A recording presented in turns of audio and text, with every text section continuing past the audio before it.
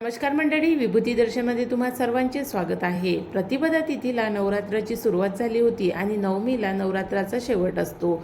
या 9 दिवसामध्ये देवीचं विधिवतपणे पूजन केले जाते आणि 9 स्वरूपांचं पूजन केले जाते। अष्टमीच्या दिवशी देवीची संपूर्ण विधिवतपणे होम हवन करून पूजा केली जाते आणि नवमीला घटविसर्जन केले जाते। घटविसर्जनाची संपूर्ण माहिती आजच्या व्हिडिओमध्ये जाणून घेणार आहोत, त्यामुळे व्हिडिओ शेवटपर्यंत बघा।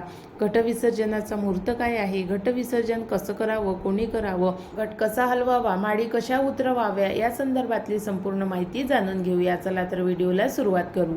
नवरात्रीचा शेवटचा दिवस हा नवमीचा दिवस येतो। नवरात्राची सुरुवात प्रतिपदा तिथीला होते आणि नवमीला संपते आणि दसरा हा दशमीचा असतो। त्यामुळे नवरात्रातील अष्टमी तिथी आणि नवमी तिथी ह्या तिथ्या दोन अत्यंत महत्त्वाच्या तिथ्या आहेत आणि नवमी तिथीला घटस्थापनेचं विसर्जन होते। म्हणून नवरात्राच्या अष्टमी तिथीला देवीचं पूजन केलं जाते, होमहवन केलं जाते, देवीसाठी जागरण केलं जाते आणि घागरी सुद्धा फुंकल्या जातात।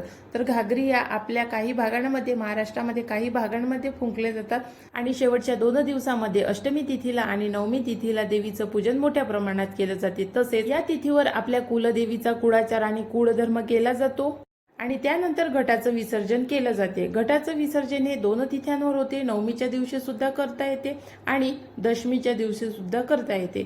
दशमीच्या दिवशी दसरा असतो। काही लोक नवमीला घटविसर्जन करतात तर काही लोक दशमीच्या दिवशी घटविसर्जन करतात आणि घटविसर्जन हे घरातील पुरुषांनी आणि मुलांनी करावं, स्त्रियांनी घटविसर्जन कधीही करू नये। या दिवशी घटविसर्जनाचा मुहूर्त हा 12 ऑक्टोबरचा आहे। 12 ऑक्टोबरला घटविसर्जन करावे।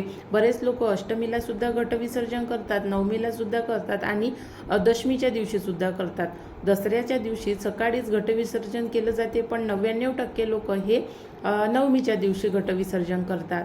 12 ऑक्टोबरला कोणत्या मुहूर्तावर घटविसर्जन करावे? सकाळचा मुहूर्त 5:25 आहे। मुहूर्त सकाळी 9:54 राहणार आहे। या दरम्यान घटविसर्जन आपण 12 तारखेला करू शकता। हा सकाळचा मुहूर्त आहे आणि त्यानंतर दुपारचा मुहूर्त हा 2:03 सुरू होईल आणि 2:49 संपेल।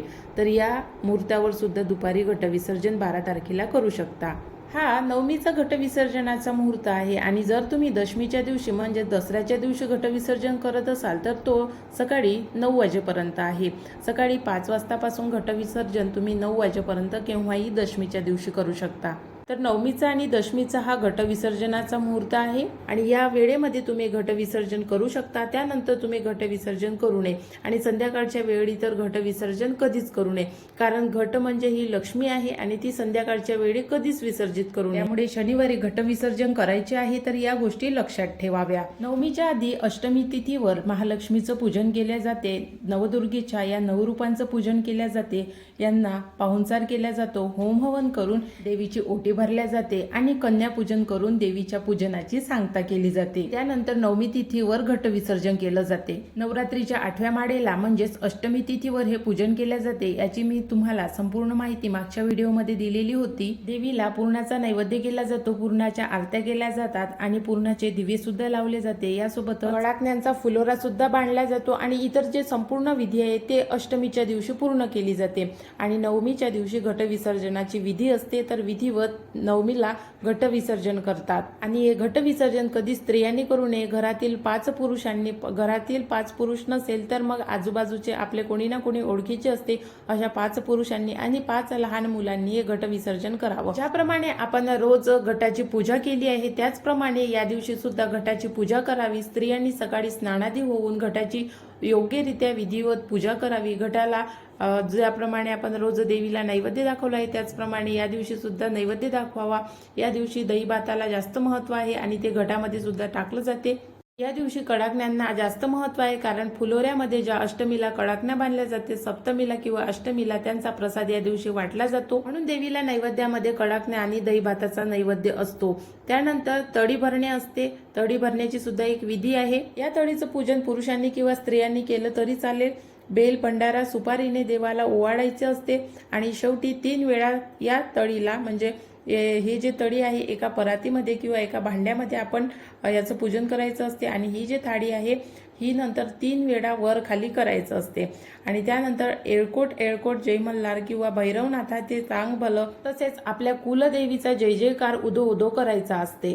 त्यानंतर देवीची विधिवत पूजा करायची आहे, घटाची पूजा करायची आहे, देवीची आरती म्हणायची आहे आणि देवीला नैवेद्य दाखवून जर आपल्याच्याने काही चुकाभूल झाल्या असतील तर त्याच्यासाठी देवी आईला क्षमा मागायची आहे आणि अशा प्रकारे संपूर्ण पूजा विधी करायची आहे। आणि पूजन झाल्यानंतर घट हलवावा, कलश हलवावा आणि त्यानंतर त्या घटाचं विसर्जन करावं। घटाला ज्या 9 दिवस 9 माळा बांधल्या जातात त्या माळा सुद्धा एक एक करत उतरवाव्या, पूर्ण माळा कधीही उतरवू नये। तसेच घट विसर्जनाच्या दिवशी देवीला दही भाताचा नैवेद्य दाखवला जातो आणि त्या घटामध्ये सुद्धा हा दही भाताचा नैवेद्य टाकला जातो।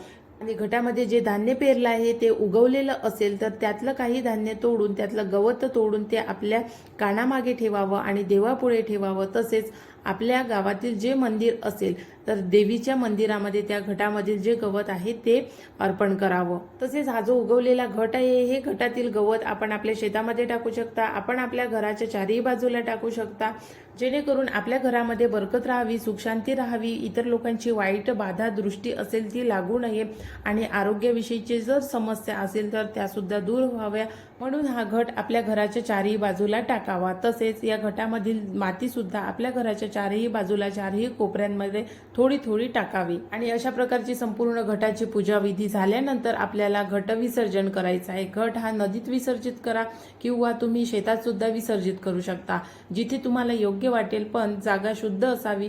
घट हा नदीतच विसर्जित करावा किंवा मग तुमच्या आजूबाजूला ओढा असेल तर त्या ठिकाणी हा घट विसर्जित करावा। अशा पद्धतीने नवमी तिथीवर आणि दशमी तिथीवर या दोनपैकी तुम्ही ज्या तिथीवर घट विसर्जन करत आहात तर अशा पद्धतीने घट विसर्जन करावे। आता काही उपाय केले जातात। नवरात्रामध्ये विड्याच्या पानाला खूप जास्त महत्त्व आहे आणि देवीला सुद्धा तांबूल अतिशय प्रिय आहे, त्यामुळे आपल्याला विड्याच्या पानाचे उपाय करायचे आहे।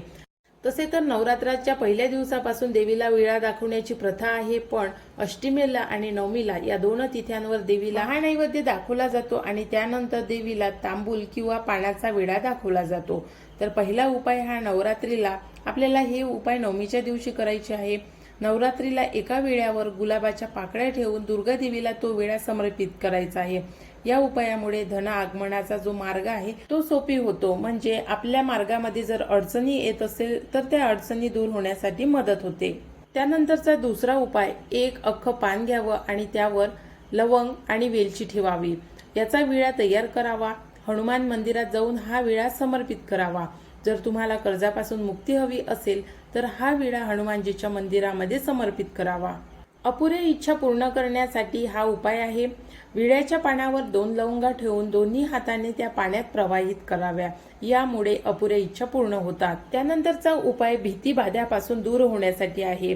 जर तुम्हाला भीती वाटत असेल, कोणत्या गोष्टीची बाधा वाटत असेल तर हा उपाय करा। विड्याच्या पानाचा जो गुळगुळीत भाग आहे त्या भागाला शेंदूर लावून त्यावर श्रीराम लिहा आणि देवीपाशी ठेवून तो हनुमान मंदिरात तो अर्पित करा। आणि हनुमान मंदिरात अर्पित करताना तो हनुमानजीच्या चरणापाशी न ठेवता तो हनुमानजीच्या हातामध्ये जी हनुमानजीची मुद्रा असेल त्या मुद्रेवर ठेवावा। त्यानंतरचा उपाय, जर तुम्हाला प्रगती हवी असेल आणि तुमच्या प्रगतीमध्ये अडथळे असेल तर हा उपाय नक्की करा। एका पानावर दोन्ही बाजूला मोहरीचं तेल लावून घ्या आणि हे पान नवरात्रातील कोणत्याही देवीच्या दुर्गा मंदिरात जाऊन ते पान देवीला समर्पित करा। त्यानंतरचा उपाय हा प्रत्येकासाठी आहे। प्रत्येकाला वाटतं आपण आकर्षक असावं, आपला प्रभाव इतरांवर पडावा, म्हणून नवरात्रीच्या 9व्या दिवशी भुवनेश्वरी आणि सौभाग्य सुंदरी देवीचं ध्यान करून विड्याच्या पानाचे मूळ घासून त्याने टीका लावावा। असं केल्याने आपल्या गोष्टीचं महत्त्व वाढेल, तसेच सुंदरता आणि आकर्षकता देखील वाढेल। त्यानंतरचा उपाय हा सुद्धा प्रत्येकासाठी आहे। दारिद्र्य आणि आर्थिक समस्यांना बऱ्याच जणांना सामोरे जावं लागते, तर यासाठी उपाय आहे, नवरात्रीच्या नवमीला हा उपाय नक्की करा। विड्याच्या पानावर हळद आणि चंदनाने ह्रीं हे बीजाक्षर लिहा, यामुळे दारिद्र्य तसेच गरिबी आणि आर्थिक समस्या आहे त्या दूर होण्यासाठी मदत होते। त्यानंतरचा उपाय हा सौभाग्यवतींसाठी आहे, ज्या स्त्रियांना संतती प्राप्ती हवी आहे तसेच अखंड सौभाग्यामध्ये वृद्धी हवी आहे, अशा स्त्रियांनी नवरात्राच्या नवमीच्या दिवशी सुवासिनी स्त्रियांना विड्याचे पान खाऊ घालावे। असे केल्यामुळे तुम्हाला संतती सुख मिळते, तसेच तुमच्या अखंड सौभाग्यामध्ये सुद्धा वृद्धी होते। त्यानंतरचा उपाय हा एका फुलाचा आहे, जे फूल अपराजिताचं फूल किंवा शंखपुष्पीचं फूल म्हणून ओळखलं जाते आणि हे देवीला अतिशय प्रिय आहे। त्यामुळे नवरात्रीच्या 9व्या दिवशी या फुलाची माळ देवीला अर्पण करावी, तसेच या वेलीच्या मुळाचे पूजन करून त्या वेलीच्या खाली एक दिवा लावावा। त्यानंतरचा उपाय हा सुद्धा आर्थिक दृष्ट्या कमजोर असणाऱ्यांसाठी आहे। आपल्याला देवी पुढे धनधान्य आपण ठेवतच असतो, तर त्यामध्ये तुम्ही कोणतेही धान्य ठेवा, तांदूळ ठेवा, गहू ठेवा आणि त्यामध्ये काही पैसे टाकून ठेवा आणि ते पूजन झाल्यानंतर आपल्या तिजोरीमध्ये ठेवा। त्यानंतरचा उपाय हा घटाचा उपाय आहे। घटात निघणारं जे धन आहे, हे धन सुद्धा तुम्ही जर आपल्या तिजोरीमध्ये ठेवलं तर तुम्हाला पैशामध्ये बरकत होते। त्यानंतरचा उपाय कमलगट्ट्याचा आहे। जे पूजनातले कमलगट्टे आहेत ते तुम्ही अलमारीमध्ये किंवा आपली जिथे पैशाची जागा असेल त्या ठिकाणी त्या देवीच्या पुढील कमलगट्टे अवश्य ठेवा, किंवा देवीच्या पूजनामध्ये जे कमलगट्टे वापरले जाते ते जरी तुम्ही अलमारीमध्ये किंवा पैशाच्या ठिकाणी ठेवले, तुमच्या दुकानामध्ये किंवा ऑफिसमध्ये जरी ठेवले, तर तुम्हाला पैशामध्ये येणारे जे अडथळे आहेत ते दूर होण्यास मदत होते। त्यानंतरचा उपाय हा आवळ्यांचा आणि विड्याच्या पानांचा करायचा आहे। देवीला आवळा अतिशय प्रिय आहे। आवळ्याच्या झाडाखाली देवी वास करते, तसेच भगवान विष्णू सुद्धा वास करते, म्हणून अमावस्येच्या दिवशी आवळ्याच्या झाडाखाली दिवा लावला जातो। तसेच नवरात्रीच्या 9व्या दिवशी सुद्धा आपल्याला विड्याच्या पानावर आवळ्यावर दिवा लावायचा आहे। या उपायामुळे आपल्यावरील सर्व संकटे दूर होण्यास मदत होते, तसेच देवीचा आशीर्वाद प्राप्त होतो। आवळ्यावर ही ज्योत कशी लावावी, तर आवळा आतून आपण थोडासा कापून घ्यावा आणि त्यानंतर त्या आवळ्यामध्ये फुलवात टाकावी आणि जर तुम्हाला असं जमत नसेल तर मग आवळ्याच्या वरती फुलवात ठेवून ती वात प्रज्वलित करावी। या उपायांमुळे आपल्यासोबत जर कोणाचं पटत नसेल किंवा वारंवार कोणासोबत जर भांडणं होत असेल तर हा उपाय अतिशय उत्तम आहे। ज्या व्यक्तीसोबत तुमचं पटत नाही, वारंवार भांडणं होते, त्या व्यक्तीच्या नावाने हा दिवा लावावा। तुमचं आणि त्या व्यक्तीचं भांडण होणार नाही किंवा मग भांडणं कमी प्रमाणात होईल। तर अशा प्रकारे हे नवमीच्या दिवशी नवरात्रामध्ये केले जाणारे काही उपाय आहे। आशा करते तुम्हाला काही उपाय यातले समजले असतील किंवा तुम्ही ते कराल। अत्यंत महत्त्वाचे आणि प्रभावी उपाय आहे। यामुळे देवी तुमच्यावर नक्की प्रसन्न होईल आणि देवी आईचा आशीर्वाद तुम्हाला प्राप्त होईल। व्हिडिओ कसा वाटला कमेंट्स करून नक्की सांगा आणि व्हिडिओ इतर लोकांपर्यंत सुद्धा शेअर करून व्हिडिओला लाईक करायला अजिबात विसरू नका।